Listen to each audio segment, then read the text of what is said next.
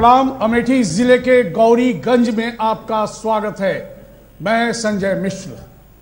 जी हां, यह अमेठी की वही धरती है जहां पर गांधी नेहरू का वर्चस्व हुआ करता था बीते जमाने में। लेकिन बीजेपी ने 2017 में यहां पर 4 विधानसभा सीट में से 3 पर कामयाबी हासिल की। एक समाजवादी पार्टी के खाते में गई। ये वही गौरीगंज है जो समाजवादी पार्टी इस पर विजयी हुई थी। लेकिन सवाल दूसरा है, अब 2022 पर हम हैं। जी हां, 2019 में भी जब लोकसभा चुनाव हुआ था तो यहीं से बीजेपी की सांसद स्मृति ईरानी अमेठी से चयनित हुई थी। लेकिन 2017 से 2022 के इस 5 साल के दौर में कई सारे ऐसे मुद्दे हैं जो अपने मुंह बाए खड़े हैं। कुछ मुद्दों पर काम भी हुआ है, सरकार को उसके लिए वाहवाही भी मिली है। लेकिन आम जन सरोकार के जो मुद्दे हैं वो अपनी जगह मौजूद हैं। तो समझने की कोशिश करेंगे कि इस 2022 में जब हम चुनाव के इस प्रांगण में मौजूद हैं, अमेठी में जो राजनीतिक धरती रही है उत्तर प्रदेश की, वहां पर किस में कितना दम बचा हुआ है और बीजेपी के हौसले कितना बुलंद है, या फिर बहुकोणीय, त्रिकोणीय या आमने सामने का मुकाबला देखा जा रहा है। तो चर्चा में शामिल हो उससे पहले अमेठी का एक परिचय रिपोर्ट के जरिए हम आपको दिखाते हैं।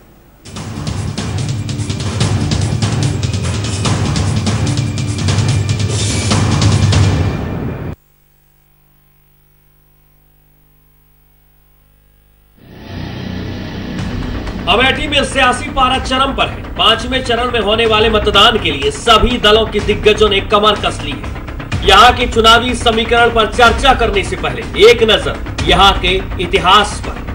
अमेठी का इतिहास 1000 साल से भी पुराना है। अमेठी एक रियासत थी जिसकी स्थापना राजा सोढ़देव ने की थी। अब अमेठी उत्तर प्रदेश का 72वां जिला है, जिसे साल 2010 में बीएसपी सरकार में आधिकारिक तौर पर शामिल किया गया।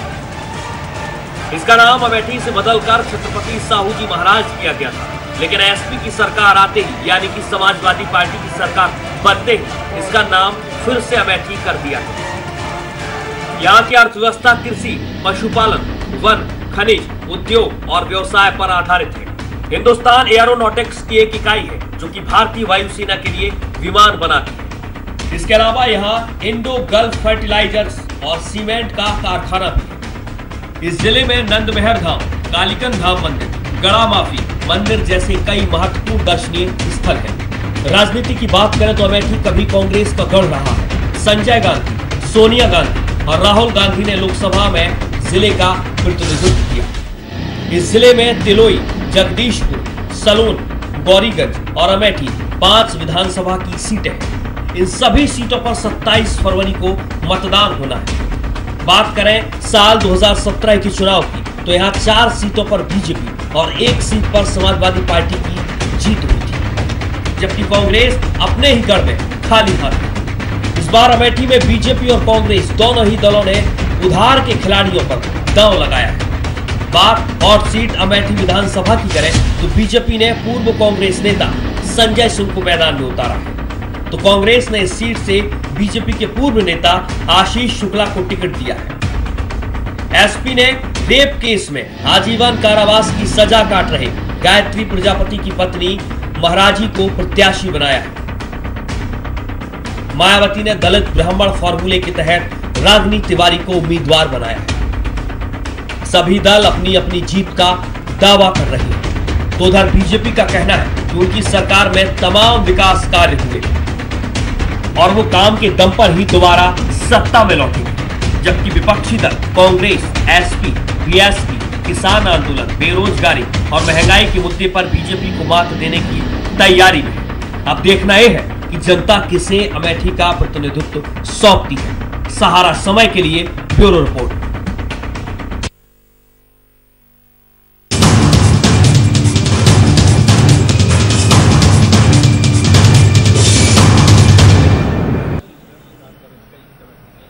जी हां, तो अमेठी का यही हाल है। अब चलते हैं, हम समझने की कोशिश करते हैं। एक बहुत ही मशहूर कहावत है यहाँ पर, जो नौ हो अमेठी ऊसर, राजा हो देव के दूसर। इस बार के चुनाव में कौन राजा होंगे और कौन इस ऊसर को उर्वरा बनाएंगे, एक बड़ा सवाल है। परिचय करा दें अपने खास मेहमानों का। हमारे साथ कांग्रेस से प्रशांत त्रिपाठी जिलाध्यक्ष हैं, आपका बहुत स्वागत है। बीजेपी से चंद्रमौली सिंह, आप प्रवक्ता हैं बीजेपी के, आपका बहुत स्वागत है। बीएसपी से शशिकांत तिवारी, आपका बहुत स्वागत है। पिंटू यादव समाजवादी पार्टी से हैं, लेकिन वो अभी मंच पे आए नहीं हैं, थोड़ी देर में वो हमें ज्वाइन करेंगे। और हमारे साथ एक और विशेष मेहमान हैं मंच के ठीक बगल में, शीतला प्रसाद मिश्र, जनसत्ता दल लोकतांत्रिक, आपका बहुत स्वागत है।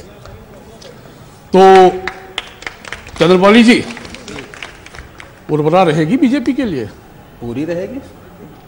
वो कैसे? हमने जनता का विश्वास जीता है जी। और पंडित 2017 की बात थी जी, 2017 में विश्वास जीता था। वही तो कह रहा हूं, पहले जनता ने 17 में भरोसा किया और 17 के बाद हमने करके दिखाया।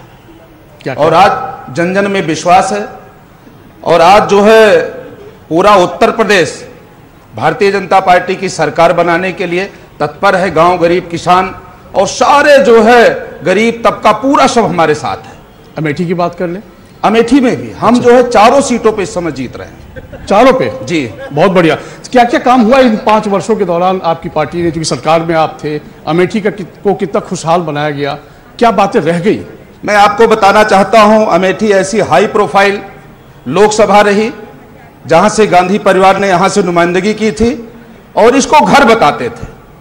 लेकिन घर तो बताया, लेकिन घर वालों के इलाज के लिए कोई व्यवस्था नहीं की। घर तो बताया, लेकिन यहां के किसानों के लिए एक कृषि विज्ञान केंद्र की व्यवस्था नहीं की। यहां के जिला के अस्पताल में एक सीटी स्कैन की व्यवस्था नहीं, एक्सरे की व्यवस्था नहीं, अस्पताल नहीं, और यहां के लोगों के शिक्षा के पढ़ने के लिए एक जो है विद्यालय नहीं चाहते। और सबसे बड़ी बात, मुलायम सिंह यादव जी जब होते हैं तो फिर 2-3 जिले में 24 घंटे लाइट होती है। राहुल जी 10 साल सुपर पीएम रहे और जो भी उत्तर प्रदेश की सरकारें रही, ये सब जो है उनके सहयोगी रही, उसके बाद भी यहां पे 5 घंटे से ज्यादा लाइट नहीं दे पाए। और आज हम 18 घंटे लाइट दे रहे हैं सबको। किसान आज खुशहाल है कि हमको लाइट मिलती है। और आज जन जन में जो लाइट जो है बिजली के तार जो है सपा और बसपा की सरकारों में, अन्य सरकारों में कपड़े सुखाने के काम आते हैं, आज उसमें 18 घंटे लाइट दौड़ रही है। और जैसे ही हम 2022 में सरकार बनाएंगे 24 घंटे लाइट देने का काम करेंगे। ठीक भाई प्रशांत त्रिपाठी जी, आऊंगा मैं आप लोग पास, तसल्ली से सवाल करिएगा, इंतजार कर लीजिए, अपने मेहमानों को पहले सुन लीजिए, आप ही के बीच के हैं। तो आप लोगों ने तो कुछ नहीं किया और लंबे समय तक यहाँ की जनता ने आपको सिर माथे रखा भी था, इसमें कोई दो मत नहीं। संजय गांधी से लेकर राजीव गांधी, राहुल गांधी, सोनिया गांधी, अब जाकर स्मृति ईरानी जी ने वो बैरिकेड को तोड़ा, फिर जाकर आप लोग शांत हुए हैं। क्या कुछ बचा भी है कि हम कुछ और भी पूछें? 4 विधायक, 1 सांसद और यहाँ हमारी 2 बहनें बैठी हैं और 1 साहबिये हैं। ये मतलब अपने विधायक के बराबर भी यहाँ नहीं पहुँच पाए। गलतफहमी में हम लोग भी है भाजपा। अरे जोड़ लिया सर, आपको जोड़ बात बोलिए, अपनी दिख रहा है, आप मुझसे दिख रहा है सर, दिख रहा है, दिख रहा है, दिख रहा है। आप मुझसे प्रशांत जी आप हमसे बात करें प्लीज। अगर ये कांग्रेस को क्यों लगता है कि उसकी जमीन बची हुई है और ये आप चुनौती दे सकते हैं बीजेपी को या दूसरे दलों को? इसी गलतफहमी में थे, तभी खत्म हो गया, कहीं नहीं है। अगर ये ऐसे बोलते रहेंगे तो ये गलतफहमी में ये आ गए हैं। अरे ठीक है, चलिए, कोई नहीं, कोई नहीं, छोड़ दो प्लीज। मैं निवेदन कर रहा हूँ, पूरा देश आप लोगों को देख रहा है, अपनी बात, इनकी बात शांति से सब। भाई साहब ने कहा कि हॉस्पिटल नहीं है, भाई साहब ने कहा एक्सरे मशीन नहीं है। एशिया के ग्रामीण क्षेत्रों का हॉस्पिटल संजय गांधी अमेठी में ही है। एशिया के ग्रामीण क्षेत्रों का सबसे बड़ा हॉस्पिटल अमेठी में। तिलोई में 2014 में ही हमने 200 बेड का हॉस्पिटल बना दिया। ये बात अलग है, 2016 में जाके मैडम फीता काट आई। 2012 में 1700 करोड़ रुपए का पेट्रोलियम इंस्टीट्यूट, 2012 में पेट्रोलियम इंस्टीट्यूट से पहला बैच पढ़ के पास आउट हो गया। मैडम गई 2016 में, उसका फीता काट आई। ठीक है मैडम, प्लीज आप प्लीज हमसे मुखातिब हो, उधर ध्यान न दें। 50 करोड़ की लागत, मतलब एक लंबी फेहरिस्त है। 250 करोड़ की लागत से सीआरपीएफ कैंप है। ठीक है, 6 नेशनल हाईवे दे दिए। कह रहे हैं किसान खुश है। किसान कहाँ खुश है? आप किसी भी किसान से पूछ लीजिए, वो बोलते हैं योगी मोदी घूम रहे। गलत कह रहा हूँ? ये बताइए सर कि आप लोगों ने इतना सारा काम किया आपके मुताबिक, तो फिर ऐसा क्या हुआ कि लोगों को आप पर विश्वास नहीं रहा? क्यों लगा 2017 में इस तरह से शिकस्त फिर क्यों मिली आपको, यदि आपने इतना काम देखिए, किया? हम अपनी बहुत सारी उपलब्धियां नहीं बता पाते हैं। कई बार होता है कि हमने बहुत सारा काम किया। आज भी हमारे पास जो फहरिस्त है वो बहुत लंबी है। हमने कितनों का इलाज कराया, कितनों का काम कराया, लेकिन वो क्या होता है कि आप जब समय पे चीज़ों को कभी कभी लोगों तक नहीं पहुंचा पाते तो ये परेशानी आती है। आज भी वो स्थितियां हैं देखिए, मैं माफी चाहूंगा, आपको रोक रहा हूँ। कार्यक्रम को आप ही लोग सफल बनाएंगे या आप ही लोग कार्यक्रम को चौपट करेंगे? आप लोग तय कर लीजिए कि हम 1 घंटे का डिबेट करें या ना करें, क्योंकि इस तरीके से नारेबाजी, भाई साहब, ये रैली नहीं है, ये एक संवाद है और आप ही के हित के लिए है। आज यदि नेताओं से सवाल नहीं पूछेंगे हम आप, तो जिंदा हैं तो जिंदा नजर आना भी तो चाहिए। इसलिए सुनिए और अपनी बारी का इंतजार कीजिए। बात पूरी करें आप। मतलब विषम परिस्थिति है कि आज भी आप सत्ता में रहे, 7 साल से सत्ता में रहने के बाद भी आप हमसे सवाल करते हैं, तो इसका मतलब आप ये भी हमसे समझते हैं कि आने वाले दिन में भी हम ही आपकी आकांक्षाओं को पूरा करेंगे। बहरहाल ठीक। भाई शशिकांत तिवारी जी, इस बार तो बीएसपी उस तरीके से बहुत जोर शोर से क्यों नहीं लगी हुई है? कहाँ नहीं लगी है? बस दिखते नहीं आप लोग बहुत ज्यादा। बहुत ताकतें, बीएसपी की ताकत कभी दिखती है आपको? अच्छा, अंडर करंट रहता है? अंडर करंट रहता है। बीएसपी का वोटर साइलेंट रहता है, और जब वोटर बीएसपी का साइलेंट होता है तभी वो वायलेंट होता है।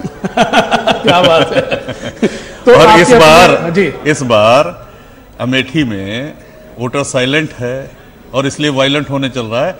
पश्चिम का अभी जो चुनाव हुआ, फर्स्ट फेज सेकंड फेज के चुनाव के जो अनुमान आ रहे हैं और वोटरों का जो रुझान आ रहा है, जो इक्वेशंस आ रहे हैं, जो पब्लिक ओपिनियंस आ रही हैं, उसमें डायरेक्ट लड़ाई हमारी जो है बीजेपी से है।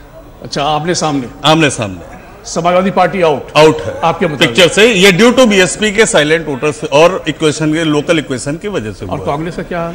कांग्रेस तो 3rd 4th की लड़ाई में है ना, नीचे से 3 से 4 नीचे से पहले की लड़ाई में है वो। अच्छा, क्या बात है। आप किन मुद्दों को लेकर जनता के पास जा रहे हैं? भाई देखिए, समाजवादी पार्टी सत्य वचन अटूट वादा, बीजेपी संकल्प पत्र, इनका गारंटी वाला मामला है।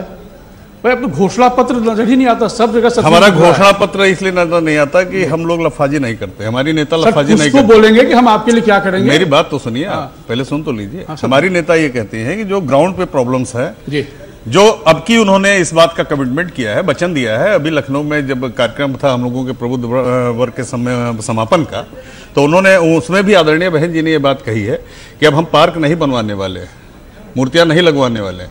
आज जो ग्राउंड रियलिटी है कि बेरोजगारी चरम पे है, हमारा युवा जो है कंफ्यूज है जी, युवा के पास रोजगार नहीं है।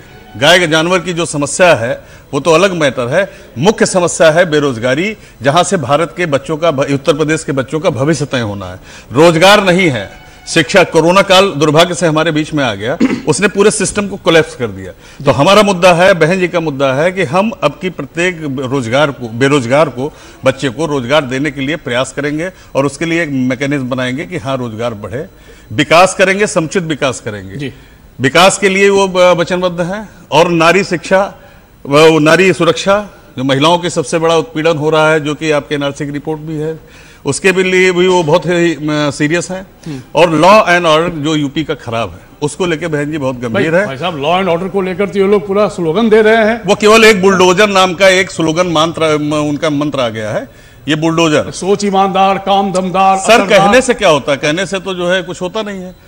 अगर ये होता तो ये फिर ये आप क्वेश्चन क्यों पूछते हैं? मैं कहाँ पूछ रहा हूँ, आप बताएं। नहीं, आप क्यों पूछते? मैं लॉ एंड ऑर्डर की बात कर रहा हूँ तो आप उनकी बात कर रहे हैं, इसलिए कर रहे हैं कि आप भी डाउट में हैं इस बात को लेकर। मेरे तो सवाल होते हैं, डाउट तो आपको करना है, क्लियर आपको करना है। भाई तो चंद्रमौली जी, आप लोग कानून व्यवस्था की इतनी दुहाई देते हैं जी, और उस दौरान आप जब बात करते हैं तो समाजवादी पार्टी को खासकर कटघरे में खड़ा करते हैं जी, और तमाम आपके वरिष्ठ नेता कहते हैं कि आतंक और सपा यानी एक साथ साथ है, वो उनका मनोबल बढ़ाते हैं। और अभी गुजरात ब्लास्ट में जो मामला, जो अदालत का फैसला आया, उसके बाद ही सपा से आप लोग जोड़कर बहुत सारी बातें कह रहे हैं जी।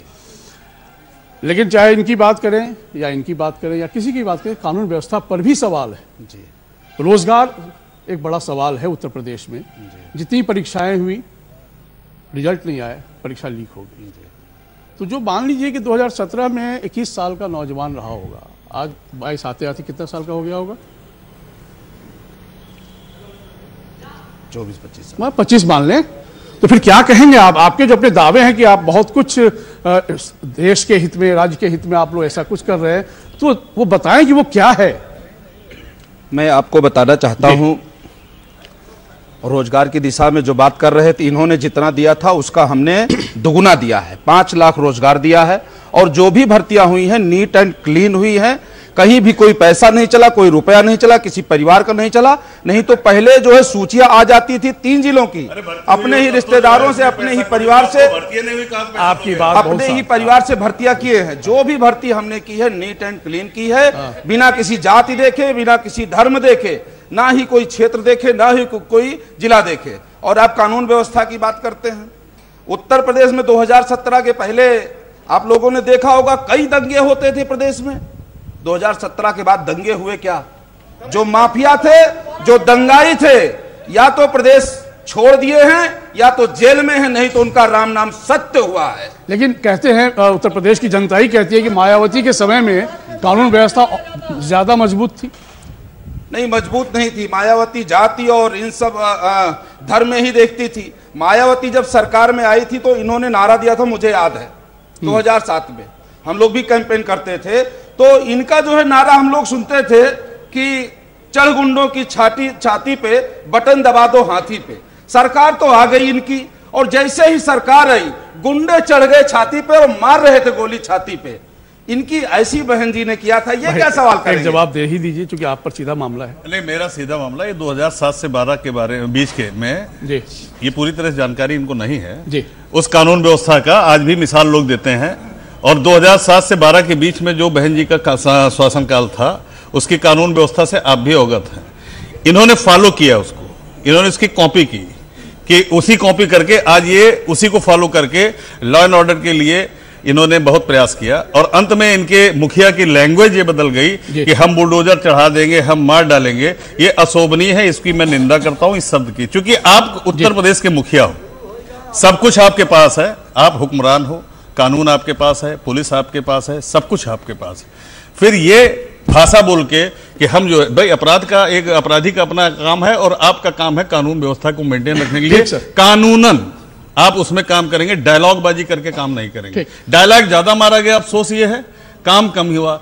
अगर ये डायलॉग ना मारा गया होता, अभी आप इलाहाबाद में स्टूडेंट्स जो है बच्चों को दौड़ा दौड़ा के पुलिस ने जिस हिसाब से मारा है, ये क्या था? खुशी दुबे की बात की जाए, ये आ जाते हैं कि हम जो है सब बहुत कुछ है, खुशी दुबे को न्याय नहीं मिला। क्यों? खुशी दुबे कितना दिन रखा गया? कानून व्यवस्था। अभी हाथरस का बात आया, सुनिए, हाथरस की बेटी जलाई गई, अभी उन्होंने उठाया, ये क्या था? ये भी तो जी, ये क्या था? किस पे?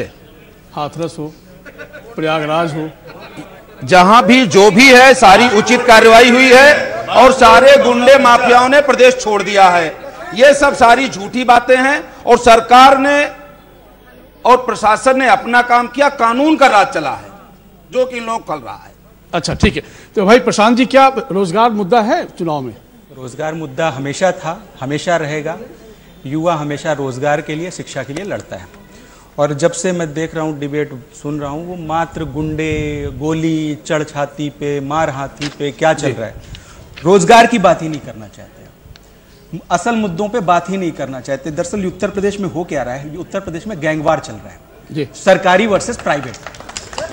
जो इनके साथ है उसके साथ शासन, सत्ता और वर्दी वाला खड़ा है, और जो इनके अपोजिट में है उसका होगा इनकाउंटर, वो देशद्रोही है। लेकिन ये होता है सर, बहुत विनम्र सवाल है, क्योंकि हम सब आम जनता हैं और जनता की अपनी ख्वाहिश होती है कि वो सुरक्षित वातावरण में अपनी जिंदगी को व्यतीत करे। ठीक, यदि वो शाम में नौकरी करके या अपना कारोबार से निपट के यदि घर जा रहा हो, तो ये उम्मीद हर कोई करता है कि सुरक्षित घर पहुंच जाए।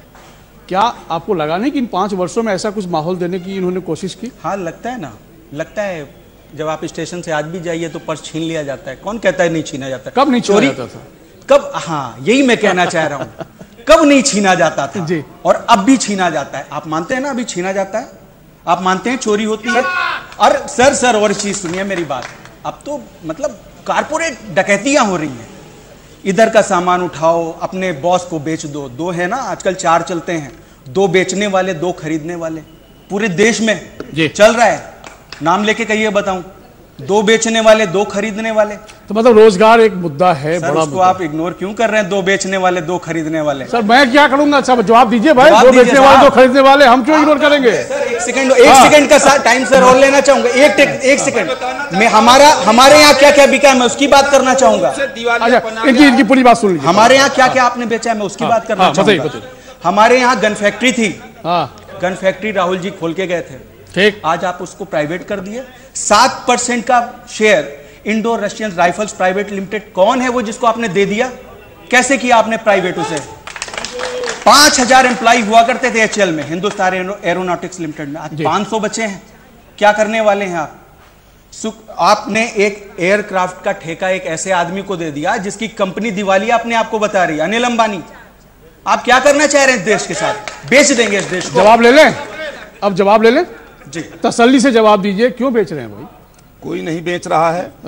ये वही लोग हैं, शुरुआत सब ये लोग जो 2004 और 6 से जो कुछ शुरू किए हैं, कहीं कुछ नया नहीं हुआ है।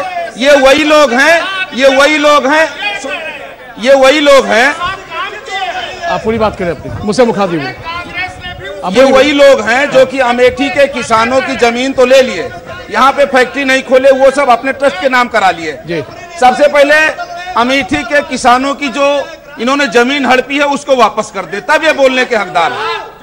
नहीं, बाकी जो इन्होंने कई फैक्ट्रियां गिनाई जो बेचे जा रहे हैं, जो बिक गए। कोई फैक्ट्री नहीं बेची जा रही है, कहीं कुछ नहीं बेचा जा रहा है, कुछ भी नहीं बेचा जा रहा। वो 5000 झूठ बोल रहे हैं, 5000 एम्प्लॉय से 500 एम्प्लॉय कैसे हो गया? कहीं कुछ नहीं है, सारा सिस्टम अच्छे से चल रहा है। इन लोगों की नीयत खराब थी, केवल कहीं ना कहीं ये लोग, इनकी नीयत बिल्कुल सरकार में तो आप पहले जब किए थे। तो अब कहां सरकार में है वो? कौन सरकार में तो आप लोग हैं। हाँ बिल्कुल है, लेकिन हमारा काम अच्छा, हम लोग सही से कर रहे हैं। उसी पर तो सवाल कर रहे हैं। एकदम सही बेच रहे हैं, इनसे अच्छा कहीं कुछ नहीं बेच रहा है। ये देश बेच देंगे, समाज बेच देंगे, हिंदू मुसलमान बेच देंगे। बोलने को बचा नहीं है, बोलने को कुछ बचा नहीं है, दिवालियापन में है पूरी पार्टी। लोग उलूल जुलूल बोलते हैं केवल। राम को बेच दिया साहब, इन्होंने राम को बेच दिया। अब ये राम पे बोल रहे हैं, राम पे बोलने को इनको कोई राइट नहीं है। अभी राम मुद्दा नहीं, राम मंदिर तो बन रहा है, अदालत का फैसला आ गया। जो राम को बोल रहे हैं उसमें बता रहा हूं। नहीं सुनिए ना, वही सोनिया गांधी एक और आपके अस्तित्व को नकारा था। एक और मेहमान आ चुके हैं, मैं उनका परिचय करा दूं। पिंटू यादव जी, आपका बहुत स्वागत है, आप समाजवादी पार्टी से हैं। भाई आप थोड़ी देर से यहाँ ज्वाइन किए हैं, लेकिन मैं आपको बताऊं कि आखिर समाजवादी पार्टी को क्यों लगता है कि यहाँ पर 4 विधानसभा सीटों में जो चुनाव होने जा रहे हैं उसमें आप मजबूत दावेदार हैं? सर्वप्रथम सभी को, आपके दर्शकों को नमस्कार जी। हम इसलिए जानते हैं कि चारों विधानसभा सीटों पर हम इसलिए मजबूती से लड़ रहे हैं क्योंकि जो ये बेरोजगारी फैली है, जो ये कानून व्यवस्था भाजपा के सरकार की फेल रही है, उस पर आम जनता पूरी तरह से इकट्ठे होकर समाजवादी पार्टी को 4 की चारों विधानसभा में भारी मतों से जिताने जा रही है। मतलब आपके मुताबिक 2 मुद्दे आपने खास गिनाए जी, बेरोजगारी और कानून व्यवस्था। यस। ये तो कहते हैं कि भाई हमने 5 लाख लोगों को रोजगार दिया, इससे ज्यादा किसने दिया ही नहीं। मंच से चैलेंज कर रहा हूँ, विभाग वाले बता दे कहाँ इन्होंने भर्ती की है। जिस कानून व्यवस्था की दुहाई देते हैं आप उसी पे सवाल उठा रहे हैं साहब। कानून व्यवस्था, इनकी कानून व्यवस्था यह है कि इनके गृह राज्य मंत्री किसानों को थम्स डाउन दिखाते हैं। ये कानून व्यवस्था है, किसानों को किसानों को जो है चढ़ा के मार देने वाला जो है वो टहलता रहता है, उसको बर्खास्त नहीं किया जाता। वो उनके पिताजी जो है वो गृह राज्य मंत्री बने रहते हैं, उनको बर्खास्त नहीं किया जाता। लेकिन आपके बारे में तो बार बार बीजेपी कह रही है, बल्कि तमाम वरिष्ठ नेता प्रेस कॉन्फ्रेंस करके कहते हैं कि आपका साथ यानी आतंक का साथ। हाथरस की बेटी जलाई जाती, दलित की बेटी, उस पर कौन सा साथ था बता दें। इसका तो जवाब दे दीजिए, आतंक का साथ कैसे नहीं है?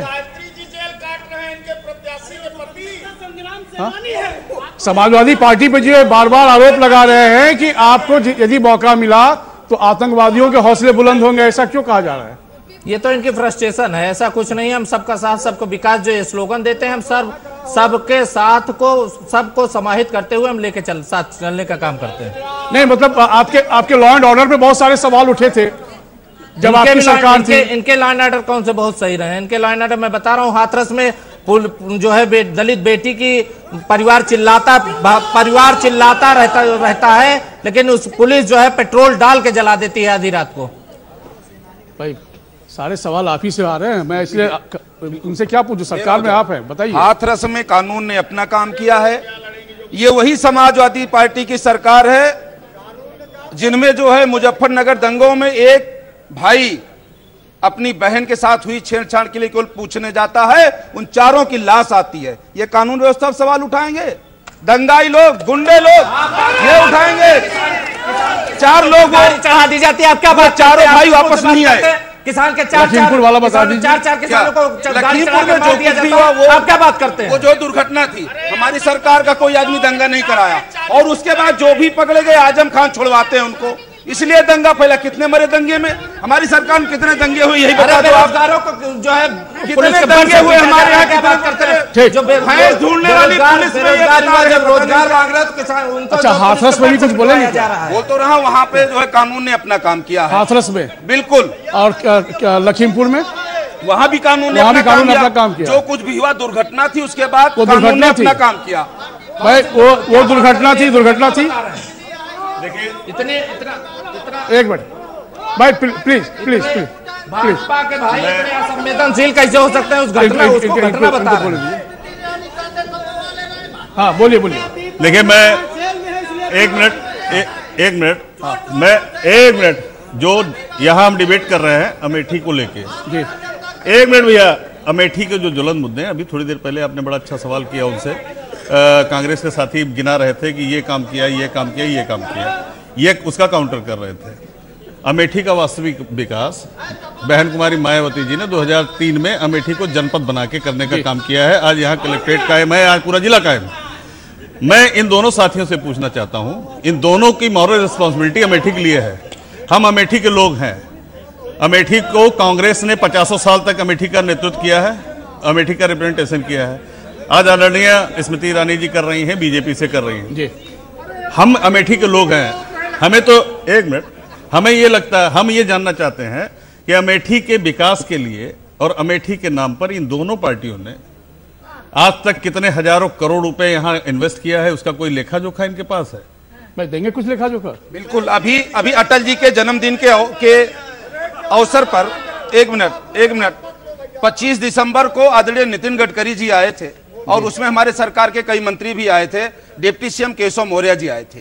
1000 करोड़ का की जो अभी तुरंत शिलान्यास किए हैं 25 दिसंबर को, वो काम भी शुरू हो चुका है। शिलान्यास 5 साल बीत काम हो गया, काम शुरू हो गया, सारी सब्जी हो गया। 5 साल बीत गया। अमेठी की ग्राउंड रियलिटी अगर आप जानना चाहते हैं, अमेठी में आप जानना चाहते हैं, पॉलिटिकल डिबेट है ये। पॉलिटिकल डिबेट सोशल उससे शुरू होती है, प्रॉब्लम से शुरू होती है। मैंने कहा कि अभी गुंडों की छाती पर, फलाने की छाती पर, ये तो ठीक है, अपने जुमले हैं सबके। मैं ये कह रहा हूं कि विकास के लिए, बेरोजगारी के लिए, जो किसान यहाँ जूझ रहा है गाय गोरू की समस्या के लिए, अभी कोरोना काल में बिल्कुल ऑक्सीजन की कमी थी, मिसमैनेजमेंट था, गवर्नमेंट का फेल्योर था उसमें। तमाम आप ही लोग जो है चैनल दिखा रहे थे कि गंगा के किनारे लाशें जो है तैर रही हैं, ये कर रहे हैं। हम ये कह रहे हैं कि ये जो पब्लिक बैठी है, जो आदरणीय है, ये बड़े सम्मानित लोग हैं। मैं आ रहा हूँ, आप उन्हीं लोग पास डालो, बस हो गया। मैं ये कह रहा हूँ, वो बड़ी देर से हमारे बहुत पुराने साथी हैं, सब वो पीला अंगोछा पहन के झंडा वो हमारे तो सारे साथी हैं लोग। मैं कह रहा हूँ ये लोकल प्रॉब्लम से आप कर लीजिए, और लोकल प्रॉब्लम इतनी ज्यादा है कि इससे हम सब सफर कर रहे हैं। मुद्दे बहुत है। अब हम आप लोगों के पास आ रहे हैं, इंतजार कीजिएगा। पहले भाई शीतला मिश्र जी से मैं पूछ लूं, जनसत्ता दल लोकतांत्रिक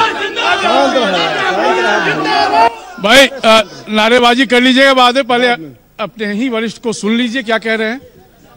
क्यों लगता है कि आपकी दावेदारी मजबूत होगी? देखिए, हमारी दावेदारी इसलिए मजबूत है कि हमारे राष्ट्रीय अध्यक्ष का एक संकल्प है। वो पूरे प्रदेश में चुनाव नहीं लड़ रहे हैं, हम केवल 21 सीटों पर चुनाव लड़ रहे हैं। और 21 सीटों पर लड़ने का मतलब है कांग्रेस 400 सीटों पर चुनाव लड़ रही। इनके राष्ट्रीय अध्यक्ष तय नहीं है कि इनका राष्ट्रीय अध्यक्ष है कौन। सोनिया जी हैं, अपनी बात बताइए, प्रियंका जी हैं या राहुल अपनी बात। तो हमारे राष्ट्रीय अध्यक्ष ने एक तय किया कि हम 21 सीटों पर लड़ेंगे। जैसे इस जिले में हम केवल 1 सीट गौरीगंज पर लड़ रहे हैं।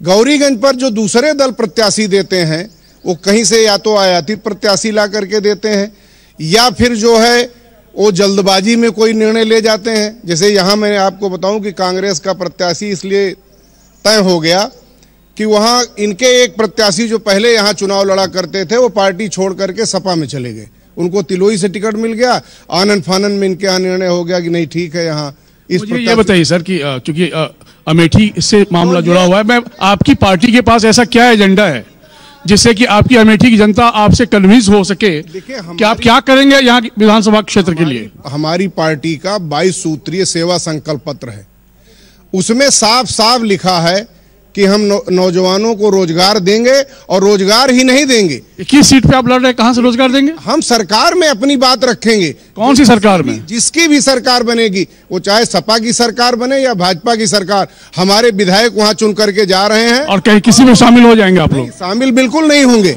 हम सरकार के सामने अपनी बात रखेंगे, हम किसी में शामिल होने के लिए नहीं जा रहे हैं। हम शामिल तभी होंगे जो हमारी विचारधारा का समर्थन करेगा, ये हमारा संकल्प है। इनमें से कौन सा दल आपको लगता है कि आपकी विचारधारा के साथ होगा? ये तो उस समय हम तय करेंगे जब शामिल होने की बात आएगी। ठीक, बैठिए आप। मैं एक मिनट हो गया, आप कार्यकर्ता हैं, जब मैं भाई लोगों से पूछ लूं, अमेठी को क्या चाहिए? अमेठी को रोजगार चाहिए, विकास के रास्ते वो लखनऊ दिल्ली जा सके वो चाहिए, युवाओं को सुख समृद्धि चाहिए, और खास करके माताओं को सुरक्षा चाहिए। सब तो दे ही रहे हैं भाई। बिल्कुल हम दे रहे हैं। पक्का? बिल्कुल हमारी सरकार दे। तो फिर सवाल क्यों आता है कि रोजगार नहीं? सवाल तो करते रहेंगे लोग। लोग क्या, जनता ही रोजगार? राजनीति करने वाले हो तो समाज तो। आप बीजेपी से हैं क्या? मैं कहीं से नहीं हूँ, मैं जनता हूँ। जी, आप भी बीजेपी से? मैं एक शब्द कहना चाहता हूँ कि कहाँ गए भगवान राम पर प्रश्न उठाने वाले, कहाँ गए सरयू मैया का नाम मिटाने वाले, अरे कहाँ मर गए राम भक्तों पर गोलियां बरसाने वाले? ये लाल टोपी वाले आएंगे। भाई जनता को क्या चाहिए? रोजी रोटी, सुरक्षा, रोजगार, सब कुछ दे दिया आपने। सब कुछ मिल रहा है। गरीब को 2 टाइम राशन, हर महीने में 2 बार राशन। बाकी लोगों को भी तो भूख लगती होगी। सबको मिल रहा है।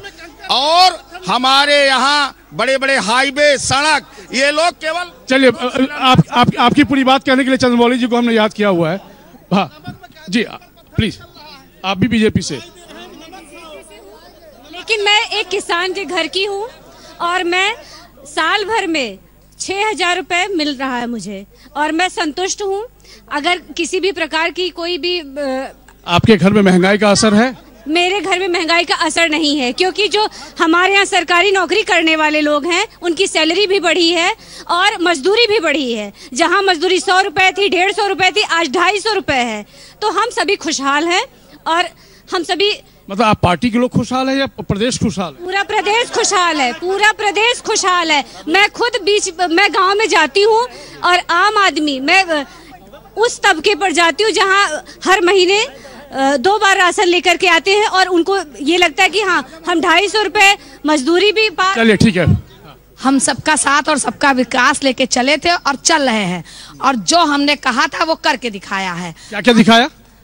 जैसे अरे हमने सम्मान 3 बार साल में किसानों को सम्मान निधि, किसान तो आंदोलन कर रहा था तब बहुत। वो तो दूसरे राज्यों में वो गलत है, वो गलत कुछ नहीं कर रहे हैं। जिनको कुछ काम नहीं है वो यही करेंगे, लोगों को भड़काएंगे। सर, मैं आपके साथ हूँ।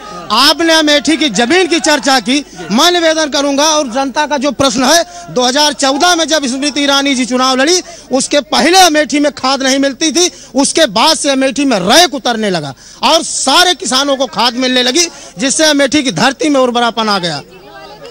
यहाँ बस स्टैंड की कमी है क्या? बस स्टैंड की कमी नहीं, निर्माणाधीन है, जमीन अलॉट हो गई है, नया जिला है, कलेक्ट्रेट चल रहा है, सारी सुविधाएं जवानों को मिल रही है। सर, आवागमन में बहुत दिक्कत है, यहाँ पे कनेक्टिविटी की समस्या। आवागमन के लिए जितनी सड़कें PMGSY से केंद्र सरकार से बन रही है, उनमें अच्छा खरापन नहीं है, खोटापन नहीं है। जो विधायक द्वारा निर्माण कराया जा रहा है गौरीगंज में, वो सड़कें 6 महीने के अंदर उखड़ जा रही हैं, उनका निर्माण सही ढंग से नहीं हो रहा है। सिर्फ गौरीगंज में? गौरीगंज में विधायक बहरहाल माता जी आइए, आ जाइए। आप तो आपने कई दशक की राजनीति को देखा होगा, क्या लगता है? ये कह रहे हैं कि 6,000 रुपया मिलता है, 6,000 जितने देते नहीं है उतना साल भरे का खेते का अनाज किसान को मिलता है। वो साल भरे का अनाज का दाम 6,000 रुपया होती है। जहाँ इंसान अपना खेत में अनाज बो के अपना मेहनत करके ये करते हैं, तो लाखन रुपया का अपना अनाज बेच लेते थे किसान। मतलब आप कहना चाहते हैं किसानों की जो फसल है उसकी MSP तय हो? हाँ, वो नहीं MSP नहीं तय हो, जो ये कह रहे हैं कि 6,000 रुपया वो तो देते हैं, वो तो मिलती है, लेकिन गोरू और बछड़ू छोड़ के, जौन गोरू और बछड़ू छोड़ के जौन चर के जौन खेत सत्यानाश करता का 6,000। अच्छा, मतलब आवारा पशु से जो नष्ट हुआ। सर, ये आवारा पशु की समस्या हर जगह मैं सुन रहा हूँ, क्या इसका कोई निदान है, समाधान है सरकार के पास? मैं आपको बताना चाहता हूँ, एक मिनट आपके लिए वहाँ बैठे खड़े हैं, वो मैंने डायस पे बुलाया है, प्लीज जवाब सुनिए। आपको मैं बताना चाहता हूँ जी, पूरे उत्तर प्रदेश में गौशालाएं बनी हैं, ये जो आवारा घूम रहे हैं इन्हीं के हैं सर। खेत पे बाकी फालतू कहीं नहीं है, सबकी गौशालाएं हैं, अच्छी व्यवस्थाएं हैं, सब गौशाला में हैं, कहीं भी आवारा पशु नहीं है। और उत्तर प्रदेश में हम तो पूरा उत्तर प्रदेश घूम के बैठे 40 वर्षों की मांग थी, गौशाला हमको दिखाइए तो ये लोग गौ हत्या बंद कर। ये लोग प्रमोद सिंह राजन जी, हरीश चंद्र दोधी जी, के जायसवाल जी, श्रीमती मिथिलेश सिंह चौहान जी और उपस्थित सभी भाइयों बहनों, चतुर्थ चरण के चुनाव प्रचार के हम लोग लगभग अंतिम प्रहर में इस समय चल रहे हैं और इसीलिए मैं आप सबका आह्वान करने के लिए आया हूं। याद करिए 2014 में एक साजिश के तहत गोपाल जी की सभा को रोकने का यहां प्रयास हुआ था और तब भी मैं यहां पर आया था। मैंने आह्वान किया था यहां पर कि आप सभी गोपाल जी को वोट दीजिए और मैं धन्यवाद दूंगा कि उस समय 27,000 से अधिक मतों से आपने गोपाल जी को यहां से चुनाव जिता के भेजा था।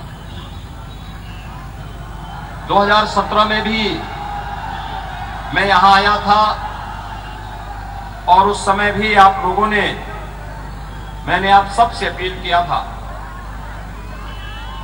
कि प्रदेश को अराजकता से मुक्त करने के लिए,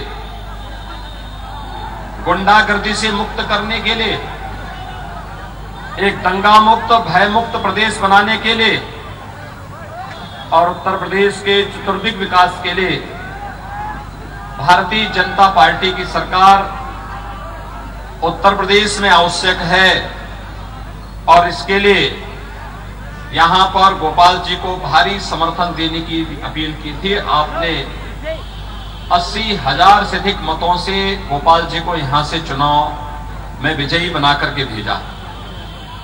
भाइयों बहनों, 5 वर्ष का कार्यकाल जब हमारी सरकार का आज संपन्न होने की ओर अग्रसर है और एक बार फिर से हम अपनी रिपोर्ट कार्ड लेकर के आपके बीच आए हैं, मैं एक बार फिर से आपसे अपील करूंगा कि इन 5 वर्षों में जो कार्य भी हुआ है प्रदेश के अंदर, सुरक्षा के मुद्दे पर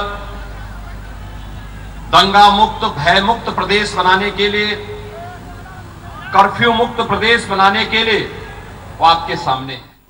उसका लोग काम कहते हैं कागज पे खुला है, कागज पे शिलान्यास हो गया उसका। अभी 3 जनवरी को उसका शिलान्यास हुआ है। सबका नाश अपना विकास। बहरहाल आगे बढ़ते हैं और किनके पास सवाल है, बोलिए सर। आप लोग कार्यकर्ता है, जनता से पूछ दीजिए। कांग्रेस से मेरा एक सवाल है। 1 मिनट भाई, ये बताइए, अभी एक हिजाब का विवाद चल रहा है, प्रियंका गांधी बोलती हैं बिकनी पहनना चाहिए। ये बताइए, आप ब्राह्मण में ठाकुर हूँ, कौन बिकनी पहनेगा? हिंदुस्तान में कौन बिकनी पहने? आप इसका जवाब दीजिए, आप इसका जवाब दीजिए। उत्तेजित ना हो सवाल हो गया। हिंदू धर्म में कौन पहनेगा? हो गया। सुनिए, ये जो मॉरल पुलिसिंग वाली बात कर रही है जी, ये मॉरल पुलिसिंग है। पहले धीरे बोलो, धीरे बोलो पहले भाई। शांत रहो। ये जो मॉरल पुलिसिंग है ना, हम इसके खिलाफ हैं। कौन आदमी क्या पहनेगा, कौन आदमी अपने जीवन में कैसे काम करना चाहता है, ये नहीं डिसाइड करेंगे, ये वो आजाद भारत में संविधान डिसाइड करेंगे। नहीं, लेकिन सवाल ये भी सुन लीजिए, मेरा सवाल है जी भाई, एक बार प्लीज बैठिए। सर मेरा सवाल है, मैं ये पूछ रहा हूं, आप मॉरल पॉलिसी की बात कर रहे हैं भाई। शांति शांति शांति, ये संदेश बाहर भी जा रहा है, ये आप लोग इस तरह से करेंगे तो पूरा लाइव चल रहा है, पूरा देश देख रहा है आप लोगों को। नहीं प्लीज प्लीज की शिष्टता है, नहीं प्लीज आराम से, प्लीज कोऑपरेट कीजिए बीच में प्लीज। सवाल है कुछ? हाँ बोलिए। जो किसान की बात करेगा वही इस प्रदेश में राज करेगा, मगर मैं ये बताना चाहता हूँ सवाल और योगी जी किसानों को चोर समझते हैं, कहते हैं हमारी डबल इंजन की सरकार आए। मैं इस डबल इंजन सरकार को चैलेंज टुडे कहता हूँ। अरे सवाल पूछिए, आप नेता की जनता है? नहीं पर नेता की जनता है आप, हम जनता सवाल करें ना। सवाल क्या है? सवाल कर रहे हैं। सवाल कहाँ कर रहे हैं आप? भाषण दे रहे हैं ना, सवाल ही बता रहे हैं, पहले बात पूरी होनी। ऐसे नहीं होता सर मैं ये कहना चाहता हूँ कि अमेठी विधानसभा में, गौरीगंज विधानसभा में जो सड़कें उखड़ गई हैं, ना उसमें गर्मा सिंह ने सड़क बनवाई, ना राकेश प्रताप सिंह ने सड़क बनाई गौरीगंज विधानसभा में, तो यहाँ सड़कें सब उखड़ गई हैं, ना भाजपा। भाई सड़क का बुरा हाल है, कोई जवाब है आपके पास?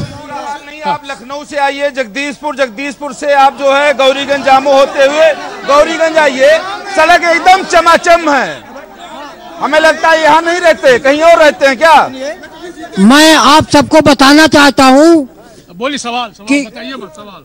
गांधी परिवार की तरफ से जो आज अमेठी जानी जा रही है वो केवल गांधी परिवार की ही देन है, वो केवल गांधी परिवार को ही।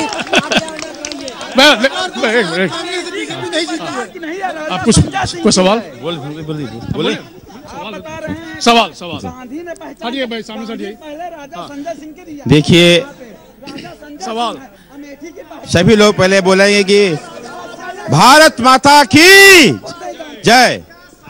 सवाल कर रहे अभी पहले दिन के पहले बात हुई है तो आप सवाल फटाफट कीजिए। सवाल ये है कि कांग्रेस, मैं ऐसा नहीं सुन पाऊंगा, मैं आ रहा हूँ मंच पे अपने मेहमानों के पास, मैं आ रहा हूँ। सर सॉरी सर, जो बुनियादी मुद्दे हैं उसको लेकर हम बात करें या हवाई बातें करके इधर उधर चीजों को बिगाड़ने की कोशिश करें? देखिए ऐसा है, जहां तक बुनियादी मुद्दों की बात है, भाजपा और कांग्रेस दोनों फेल है।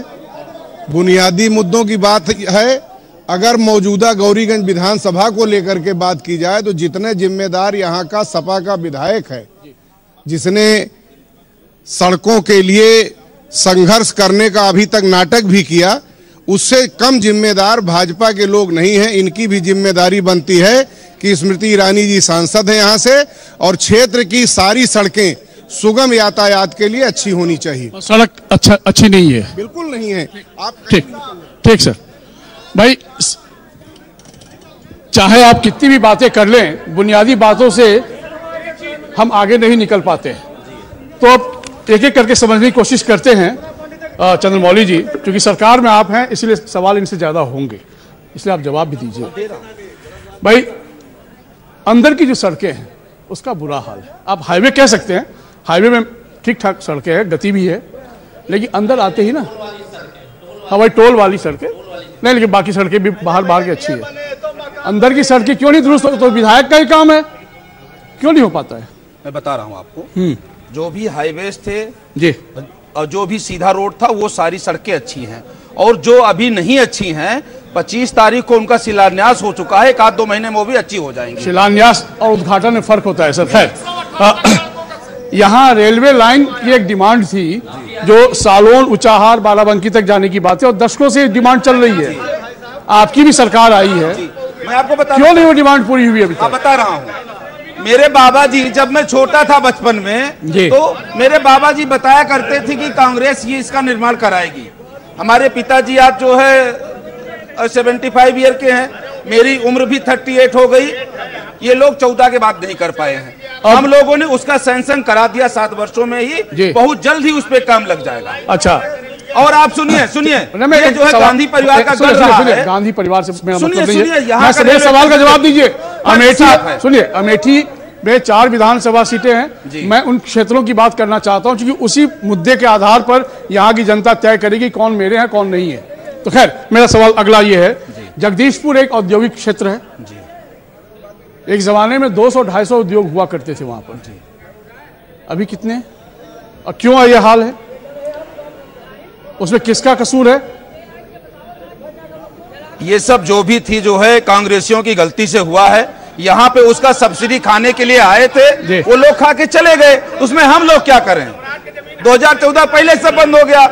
ये लोग, अब मैं आप लोग से जवाब ले रहा हूं, मैं पहले इनका सुन लेता हूं। आप ये लोग फूड मेगा पार्क खोले थे। नहीं, बस ये तो मेरी बात सर, 15 मिनट अभी आपके पास है। सवाल जो है ये आधा तो डिबेट डिस्कशन में। ये बताइए कि ये मैं ये कह रहा हूँ, एक मिनट, 2014 से तो हम इनसे पूछना चाहते हैं, 2014 के बाद इनकी सरकार है, इन्होंने वो कारखाने चालू कराने के लिए क्या प्रयत्न किया? ये क्या प्रयत्न किया?